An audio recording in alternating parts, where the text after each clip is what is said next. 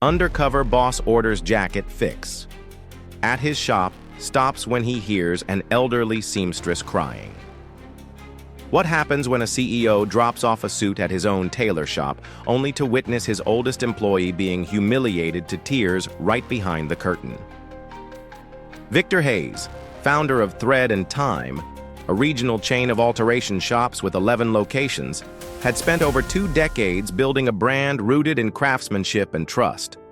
From day one, his promise was simple: every stitch done with care, every customer treated like family.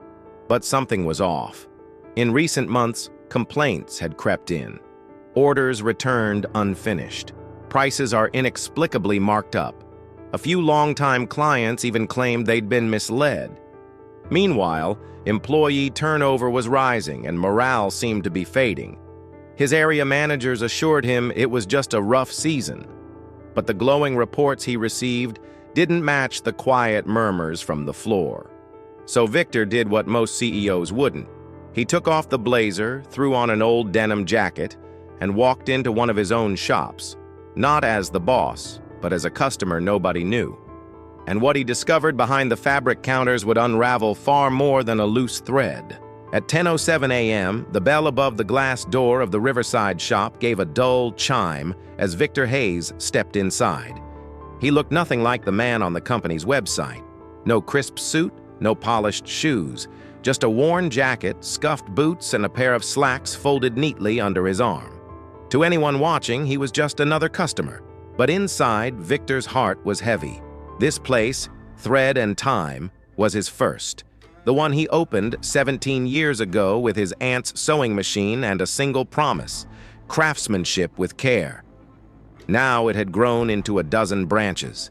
But whispers had been coming in, quiet ones. Complaints of rude service, overcharging, cold hands, and colder rooms. On paper, everything still looked fine, but Victor had stopped trusting paper a long time ago. The air inside was still. Faint hum of a steamer, the smell of starch, thread, and fabric dye. A seamstress looked up from behind the counter, her glasses slipping slightly down her nose. Her name tag read Dolores. She had to be in her early 60s, gray roots grown out. Her back hunched slightly, but her hands moved with certainty. Sharp, fast, careful. She wasn't smiling, but there was something gentle about her, like the calm of someone who'd done the same thing for decades, not for applause, but because it mattered. "Morning," she said, voice hoarse but kind. "What can we help you with today?" Victor held up the trousers. "Just a hem, about 1.5 inches. Try them on. Fitting room's just there." She pointed with a silver chalk pencil. Inside the cramped cubicle, Victor didn't try on the pants. Instead, he stood still and listened. Through the thin curtain, the world outside unfolded in small sounds. The slow scrape of scissors, the rustle of plastic covers, footsteps too soft for a tiled floor. And then, a new voice, sharper, younger. "Dolores," the man barked. "That customer yesterday? The woman with the red dress?" She came back furious. "I told her you must have cut the darts wrong." There was a pause. Victor imagined Dolores looking down, absorbing the blow. "I followed the pattern exactly," she said quietly. "Doesn't matter," the man replied. "You deal with it. We're not doing discounts just because you messed up." Victor stepped out. The man turned. Mid-30s, button-down shirt tucked too tightly into belted pants. Hair gelled stiff. Clipboard clutched like a weapon. "Need help?" he asked flatly. "I'm good," Victor replied, watching as the man disappeared into the back without acknowledging Dolores. "Sorry about that," she murmured. "He's the shift manager." Victor nodded slowly. "You've been here long?" "Since the beginning," she said. Then, with a soft smile, "Before the sign was even painted." He watched her mark the hem carefully with a yellow chalk line. Her fingers worked with respect, even tenderness. Like the garment mattered. A quiet knock came from the back. A teenage boy peeked through, tall, lanky, unsure. "Ms. Dolores, do you need help with the alterations from the Wilkins order?" "Soon, Leo. Thank you, dear," she said gently. Victor remembered the name from payroll. New hire, only 18, still in community college. Dolores handed him a claim tag. "You can pick these up tomorrow." Victor didn't move. He lingered by the pickup rack, pretending to check tags, observing. At 10:34 a.m., a woman walked in with a linen blazer. She looked flustered. "This was supposed to be ready yesterday." Dolores checked the slip. "It was rescheduled." Before she could finish, Nathan walked back in. "We had to delay because the inside seams were hand-stitched," he cut in smoothly. "That's a premium service. You weren't billed for that." "But I didn't ask for that." The woman frowned. Nathan didn't flinch. "Then we won't charge extra this time. But next time, please be specific when ordering." The woman took the blazer, muttering thanks, clearly unsettled. Dolores remained silent. Her eyes were fixed on the floor. Victor's jaw tightened. He stayed until noon, watching, listening. Dolores never took a break. Leo tiptoed around like a guest in his own workplace, and Nathan treated everything like a numbers game. At 12:08, Victor stepped out onto the sidewalk. He didn't look back, but he wasn't leaving. He was heading to his car, to park around the corner, to walk back in later, not as a customer, but as a witness. It was just past 1 p.m. when Victor stepped back inside. The Riverside shop looked exactly the same.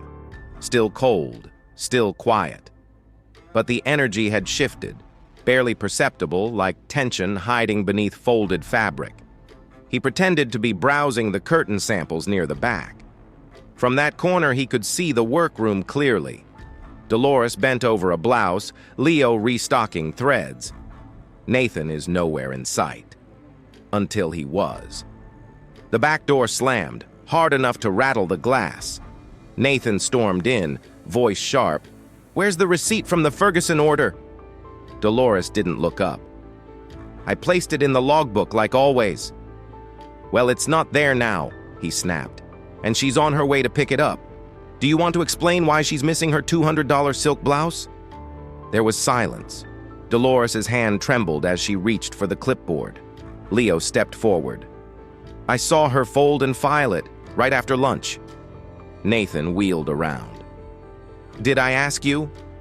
Leo stepped back, eyes wide, cheeks flushed.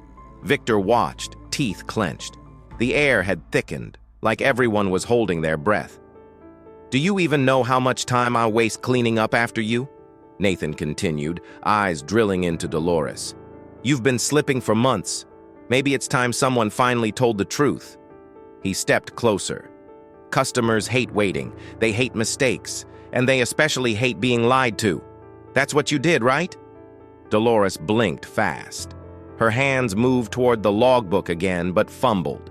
Then, without a word, she dropped the pen and walked into the back storage room. Victor followed her with his eyes, but stayed still. 5 minutes passed, then 10. Leo kept glancing toward the door, wringing his hands. Finally, Victor moved. Quietly, no words. He stepped past the counter, past Nathan's fake phone call about urgent inventory, and pushed open the back door. The room was dim, lined with bolts of fabric. The hum of the steamer was louder back here. In the far corner, sitting on an overturned crate, was Dolores. Her face was buried in her hands, shoulders shaking. No sound came out, but her entire frame moved with a sadness that said this wasn't the first time. Victor stepped in slowly. He didn't speak. She noticed him too late. Her hands shot up to wipe at her cheeks. She stood too quickly. "I'm sorry, I just needed a moment. I'll be back out." "It's okay," he said gently. Dolores froze. Victor nodded toward the hallway. "You've been on your feet since morning. You deserve more than a moment." Her voice cracked. "Nathan won't like it." "I don't care what he likes," Victor said, calm but firm. "Take 10. I'll handle it." From the hallway, Nathan's voice echoed back, irritated. "Dolores? We've got 2 fittings waiting." Victor walked back out. Nathan spotted him and rolled his eyes. "If you're still shopping, please step aside." "She's on break," Victor said. Nathan narrowed his eyes. "Says who?" "Says me." Nathan stepped closer. "I run this floor. If you've got a problem, take it up with corporate." "I am corporate," Victor said quietly. Nathan's smile dropped. "What?" Victor reached into his coat and slowly pulled out a slim black wallet. Inside, a simple embossed card. Victor Hayes, founder, Thread and Time. The air left the room. Leo froze mid-shelf. The 2 women waiting by the entrance slowly turned. Nathan's mouth opened, but no sound came out. Victor's voice was low, steady. "I came here to see how this place runs, and what I saw was a manager who breaks people faster than he can stitch a button." Nathan blinked.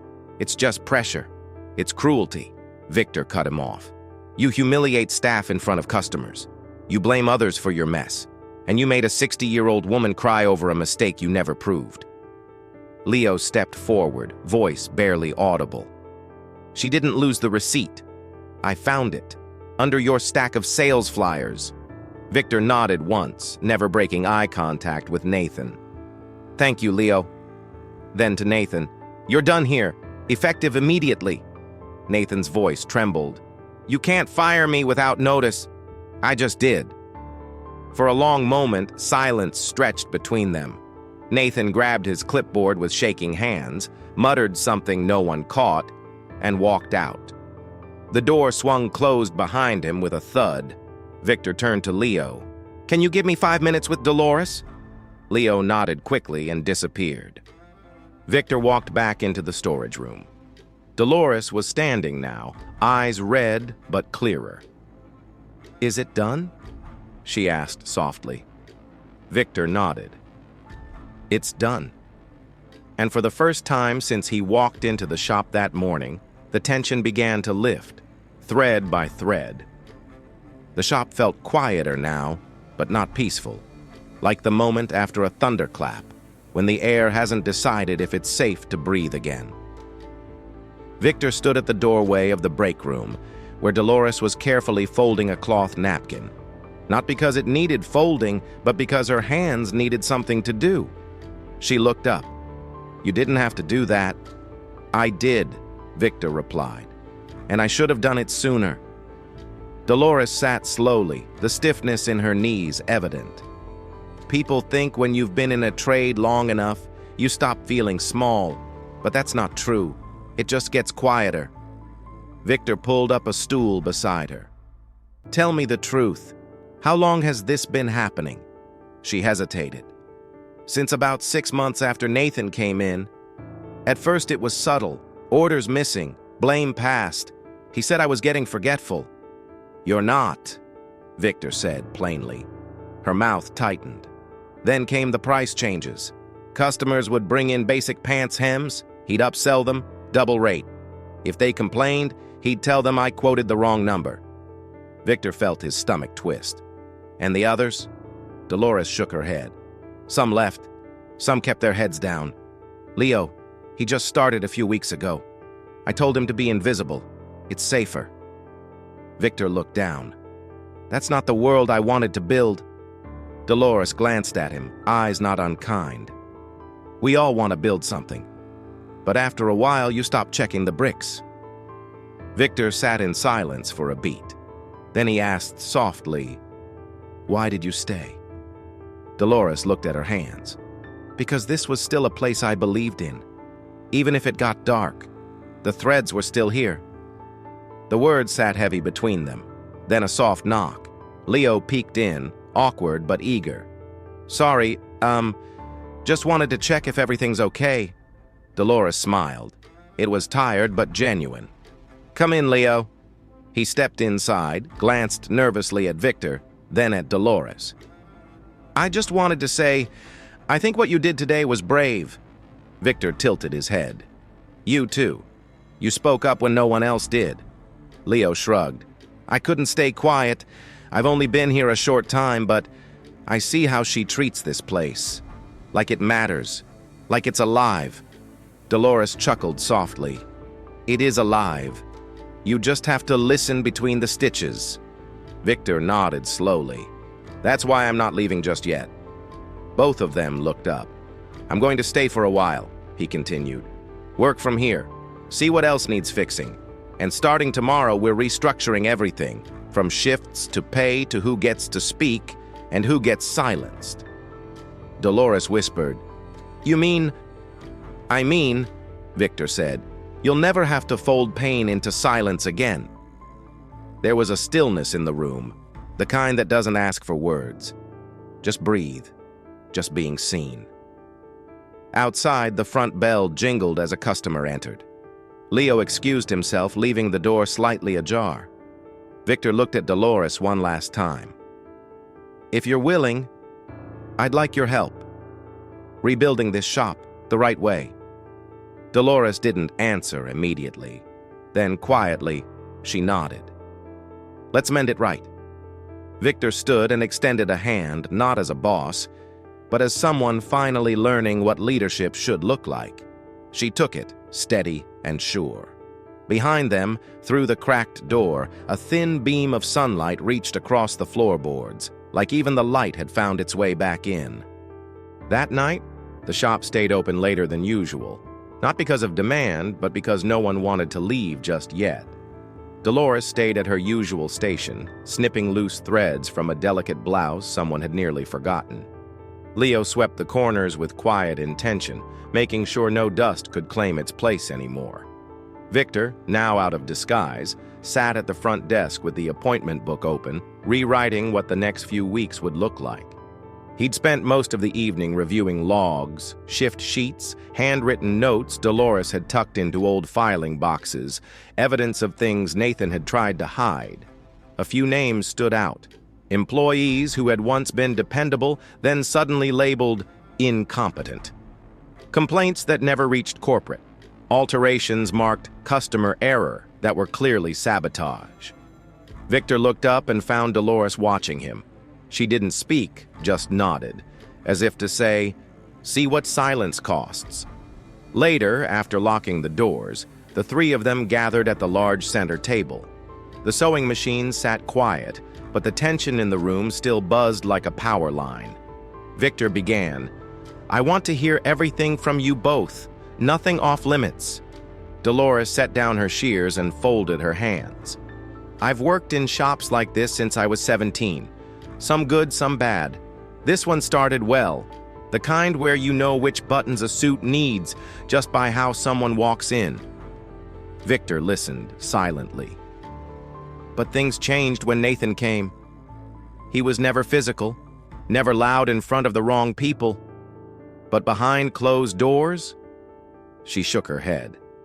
He'd whisper lies into your record, turn one staff member against another, blame you for threads you didn't touch. Leo added, he'd change prices on the board, then yell at customers like it was our fault. Dolores always tried to explain, but he'd step in and overrule her. Victor looked at them both. Why didn't anyone come forward? Dolores gave a sad smile. Because in our line of work, you're replaceable. Quiet hands, steady stitch. That's all they want. Leo nodded. And because nobody ever believes the seamstress, they believe the guy with the clipboard. There was a pause, a long, aching pause. Then Victor spoke. That ends now. They looked at him. I want this place to be what it should have been. A shop built on care, skill, respect. But I can't rebuild it alone. I need you both. Dolores raised an eyebrow. What are you asking? I'm staying here for at least a month, working from the floor, meeting every employee, watching how things actually run, and I need your help to make sure we're not patching holes over rot. Leo swallowed. You mean like training? Victor nodded. You're young, but you see people. That's leadership. Leo's eyes widened. He didn't speak, but his face said enough. Then Victor turned to Dolores. And you? I'd like to formally invite you to lead the restoration team, build training modules, oversee product quality, help define what thread and time should stand for. She stared at him for a moment, then asked, "With what authority?" He smiled. "With yours." Dolores leaned back, arms crossed. "You know I'm not the type who likes meetings and fancy names." "I know," Victor replied. "That's why you're perfect for it. No ego, just the work." A silence followed, but this time, it didn't feel like avoidance. It felt like agreement taking shape. Dolores finally nodded. "We'll do it, but on one condition." "Name it." She glanced at Leo. "No more teaching people to be invisible. From now on, everyone gets to be seen." Victor nodded. "Deal." Just then, a buzz broke the quiet. Victor's phone. He picked it up, expecting a calendar ping or email, but his face shifted. Something in his eyes went still. He read the headline aloud, voice low. "Former manager accuses Thread and Time CEO of wrongful termination. Claims hostile work environment created from above." Dolores looked down. Leo went pale. Victor locked eyes with them. He's not done. The air, which had begun to settle, now bristled again. But this time, something was different. No one looked away. Victor set the phone down. "He wants a fight," he said. "Then he'll get it. But not just from me, from all of us." The story hit the local news the next morning. A headline ran across small screens in barbershops, gas stations, and waiting rooms. Longtime tailor manager claims unlawful firing by CEO, says workplace was toxic from the top down. Victor sat in the back of the shop, arms folded, watching the segment play on the break room TV. A grainy photo of Nathan flashed across the screen. Below it, a quote in bold, "I was doing my job. The pressure came from above." Dolores stood near the sink, silent. Leo's phone buzzed nonstop. Screenshots from friends. A classmate tagging him in the comments. "Yo, isn't this where you work?" Victor turned the TV off. The room stayed quiet. Then the phone rang. It wasn't a customer. It was a lawyer. Legal team from corporate. "Victor," the voice said, "this could escalate. He's filed a complaint with the labor board, alleging wrongful termination, lack of due process, and reputational damage." Victor exhaled. "Let him. We have truth on our side." "Yes," the voice replied, "but truth takes time, and headlines move faster." An hour later, another call came, this time from a local journalist. "Mr. Reyes, we've heard Ms. Dolores McCann was directly involved in the incident. Could we speak with her? Off the record is fine." Victor declined, but it was too late. The narrative had started to spread. Online forums speculated about abuse. Anonymous comments claimed the company threw a veteran manager under the bus for PR points. A few even suggested Dolores had orchestrated the firing, calling her a bitter old seamstress with a vendetta. By noon, Victor received an email from the labor board. Dolores's name was listed in the official filing as a primary witness. When he showed it to her, she froze. She read it twice, lips moving but no sound coming out. Then she stepped back into the hallway and disappeared into the storeroom. Victor found her a few minutes later, sitting on the edge of a fabric bin, shoulders slumped, eyes unfocused. She didn't look up when he entered. "I can't do this again," she said quietly.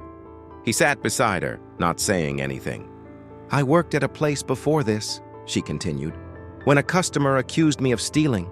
It wasn't true, but the manager, he made me sign a written apology, said it was just a formality for the records."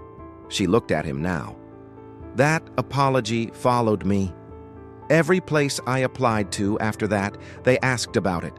One manager looked me in the eye and said, 'We don't hire people who steal, even if it's just fabric.'" Victor felt his chest tighten. "I don't know how to fight people with power," she whispered. "I sew hems. I mend things. I wasn't built for courtrooms or microphones." "You shouldn't have to be," he said. "But I'm the one named," she replied. "And if I go in there and they twist my words, if they say I was part of it, Victor, I could lose everything. My name, my peace." Her voice cracked. "I just wanted to fix clothes, that's it." Victor reached into his jacket pocket and pulled out a card. "Her name's Angela, senior employment rights attorney. She's handled cases like this, cases where people were made to feel small." Dolores shook her head. "I can't afford a lawyer. You won't have to. I've hired her for you, and I'll be there every step of the way." Dolores stared at the card. Her hands trembled. "I'm scared," she admitted. Victor nodded. "Then we walk through the fear together." She didn't respond right away, but after a long silence, she whispered, "Why are you doing this?" "Because no one protected you when they should have. Because this time, you won't stand alone. And because if this shop is ever going to mean something again, it has to start by protecting the hands that built it." From the hallway, Leo peeked in. "Someone left a note on the door," he said quietly. "It says, 'Shame on you. Firing good people.'" Victor stood up. "Then we'd better show them what good people really look like." He helped Dolores to her feet. This wasn't the end of the story. It was a different kind of beginning. Not the neat, heroic arc of justice served in one swing, but the messy human fight to protect the dignity of those who were never meant to be in the spotlight. And it had only just begun. The courtroom wasn't grand. No marble pillars or high ceilings, just beige walls, flickering lights, and a dozen uncomfortable chairs. But to Dolores, it felt like a spotlight. She sat at the witness table, palms flat against her skirt, lips pressed tight. A stack of printed statements rested in front of her, but she didn't touch them. Victor sat just behind her, in the second row, silent, watching, ready. Across the room, Nathan leaned back in his seat, flanked by his lawyer, confident, smug, like none of this could really touch him. The hearing was brief. The company presented video evidence, the security camera footage of the front counter, capturing Nathan berating Dolores in front of a customer, audio recordings, testimonies from Leo and 2 other staff members, clear, direct, undeniable. Nathan's lawyer tried to argue process violations. "No formal warning was issued," he said, "no verbal notice. My client was terminated in a retaliatory act by a CEO with a personal agenda." The judge didn't flinch. She flipped through the file, then looked at Dolores. "Ms. McCann," she asked, "do you feel you were pressured by anyone at this company to testify today?" Dolores sat up straighter. "No, ma'am." "Were you ever threatened with retaliation?" "No." "Why are you here?" Dolores took a breath. "Because silence costs more than speaking." The judge nodded once. 30 minutes later, the ruling came down. Nathan's claim was dismissed in full. The termination was deemed justified, and the investigation was handled with admirable swiftness and accountability. Dolores was cleared of all suspicion. Victor exhaled for the first time in hours. When the hearing ended, reporters tried to catch Dolores outside the building, but she quietly slipped out the side entrance, holding a plain folder close to her chest. Victor caught up to her near the curb. She looked tired, but lighter. "You did it?" he said. Dolores didn't answer right away. Then she turned and asked, "Now what?" Back at Thread and Time, Victor gathered the team in the back room, a circle of familiar faces. Leo, arms crossed nervously. Several other employees from nearby branches had joined. Dolores stood off to the side, unsure why she'd been asked to attend. Victor stepped forward, holding a small silver pin in his hand. "I built this business because I loved the craft," he began. "But somewhere along the way, I forgot that the craft means nothing without the people who carry it." He turned to Dolores. "Today we offer you a new position, Regional Technical Supervisor. You'll oversee training and quality standards across all 6 shops. Salary, double. Full benefits. Your own team. You'll have the power to shape how this place runs from here on." The room waited. Dolores stared at the pin, then at Victor. And then, she smiled, but shook her head. "I'm honored," she said softly. "But no." A beat of silence. Leo's eyes widened. "You're saying no?" Victor asked gently. Dolores nodded. "I used to shake when I first stitched a hem. I thought I'd never be steady enough to do this job." She looked around the room, then back at Victor. "There's always going to be someone new walking through that door with hands shaking like mine did. I need to be here, on the floor, at this table, so they know they're not starting alone." She reached out and closed Victor's hand around the pin. "You want to fix the system?" she said. "Start by keeping someone like me right here." Victor didn't push. Instead, he pulled a small box from his pocket. Inside was a polished silver badge, engraved with 3 words, "Thread and Time, Keeper of the Craft." It wasn't a promotion. It was something more. He pinned it gently to her apron. The room clapped, quietly, respectfully. Dolores turned to Leo, who was tearing up and pretending not to be. She handed him her folder. "Your turn to read the training manual," she said, smirking. "Page 1 starts with listening." That night, long after the lights dimmed and the machines were turned off, Dolores sat alone at her station. She didn't speak. She just picked up a jacket someone had forgotten. The lining had come loose, a simple fix.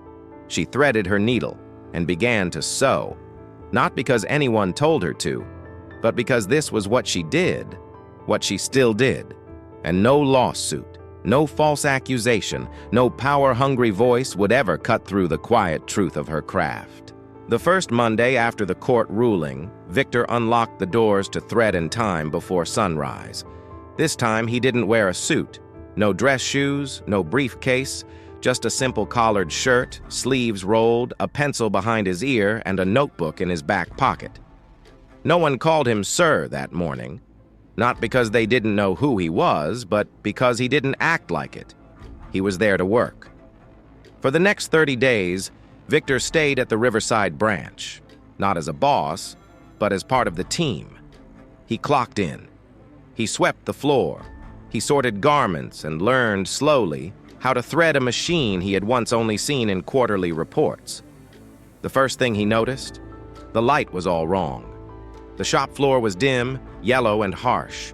Dolores had been stitching under that strain for years. So the next morning, new daylight spectrum LED fixtures were installed, flooding the workspace in a calm, clear glow. Everyone noticed. No one said a word. But the atmosphere shifted. By the end of the week, every machine had been serviced or replaced. The old iron table with the splintered edge, gone. The fan that rattled like a dying engine, replaced with a quiet cooling system. More chairs, better cushions, actual breaks, on time. And for the first time in a long time, people started lingering after shift, not because they had to, but because they wanted to. In week 2, Leo was promoted to official apprentice.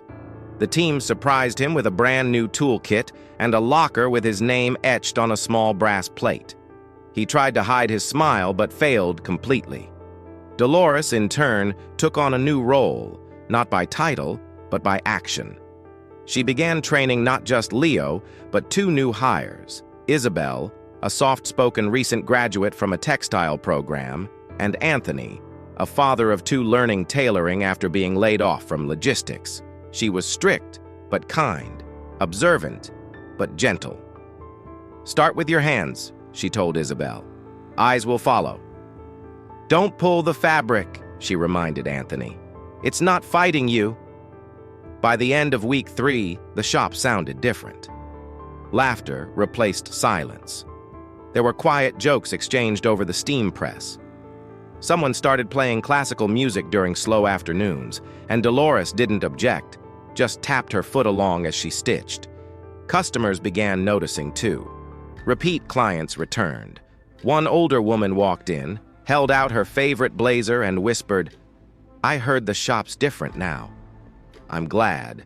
Even the scent was new, less like industrial starch, more like fresh linen and brewed tea. Leo had started making a pot every morning for the crew. No one asked him to, but perhaps the biggest change? No one was afraid anymore. Not asking questions, not saying, "I'm not sure," not of getting blamed for something that wasn't their fault. Victor didn't stand in the center of it all. He stayed to the side, scribbling notes, watching how Dolores placed her tools in exact order, how Leo double-checked tags before handing them over. Every act, no matter how small, became part of a rhythm, a code, a language. And Victor, once fluent only in spreadsheets and forecasts, began to understand it. He saw it when Dolores gently corrected a crooked hem. When Isabel held her breath too long, Dolores simply placed a hand on her shoulder. When Anthony took longer than expected with a jacket, no one rushed him. It wasn't just about tailoring anymore. It was about trust, about time, about the invisible thread that ran between them all, pulled tight not by rules, but by respect. On the final Friday of Victor's residency, the team gathered for lunch in the back. Not a meeting, not a training, just sandwiches, stories, and laughter. He stood, raised his mug of tea, and simply said, "You've all reminded me why this place exists, and I'm not going to forget it again." Dolores tapped her spoon against her cup, half smirking. "We won't let you." The table laughed. Victor laughed too, but something deeper had settled in the walls of that shop. A calm, a strength, like the stitches of an old jacket that, though worn, would never come apart.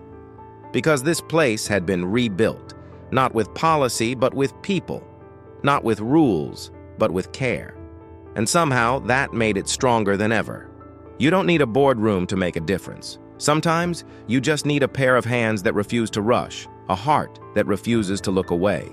And a leader who remembers that respect isn't granted by title, it's earned by action. This story wasn't just about a tailor shop. It was about every quiet worker who gets blamed instead of thanked.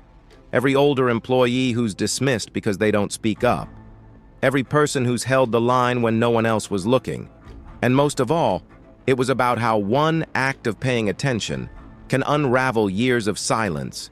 If you felt something in this story, if it reminded you of someone or somewhere or some time when you knew something had to change, then maybe it's not just a story. Maybe it's your reminder to look closer, to speak up, to speak out loud. Because not all threads are visible. Some of it is trust. Some of it is dignity. And those must never be cut. If this story moved you, subscribe for more true-to-life narratives where the smallest people often hold the biggest truths. YouTube doesn't always push stories like this, but you can. Hit the bell, leave a comment, share it with someone who still believes in doing the right thing, even when no one's watching. We'll see you in the next one.